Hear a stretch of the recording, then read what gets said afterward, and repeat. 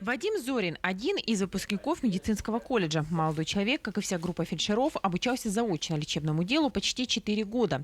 Выбор специальности для молодого человека не случайен. Его мама – врач. Вадим рассказал, что обучение было несложным, интересным. А самый приятный факт – оно проходило на месте, без выезда за пределы района. Сегодня годы учебы позади, впереди начало профессионального пути. В ВИТИМ поеду. Нас уже туда на практику отправляли даже. Понравилось в целом. Так, по идее, по договору 4 года, по-моему, должна отработать. Надежда Минибаева закончила медицинский колледж с красным дипломом. Она одна из лучших выпускниц. К защите готовилась долго и упорно. Защитила, впереди аккредитация. А в августе девушка отправится в поселок Хамра уже работать. Там новый ФАП у нас построен. И как более взрослые, более ответственные меня отправляют. Если Наташа у нас едет в Дорожный, то там есть сообщение с Ленским. Там в любой момент может подъехать скорая. А если Хамра и распутится, то я на месте буду самостоятельно все это делать. Страшновато, но не что. Все так начинали.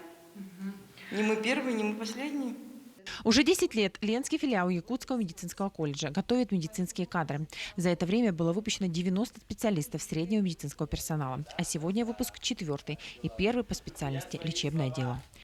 4 года тому назад глава дал слово и дал финансирование района, и благодаря ему сегодня мы подготовили фельдшеров. А раньше не хватало специалистов, медсестер, сейчас уже полностью закрыт. Теперь фельдшеров. Поэтому на следующий год будет у них набор, нынче, то есть 20 июня начинается набор фельдшеров на 20 бюджетных мест. Несмотря на то, что новый набор студентов начинается только с 20 июня, списки уже наполовину заполнены. Желающих обучаться в Ленском отделении колледжа достаточно много. Преимущество отдают специальности лечебное дело. Надо сказать, что в этом году в колледж могут поступить и выпускники школ. Светлана Болеева, Виталий Андреев, Ленск.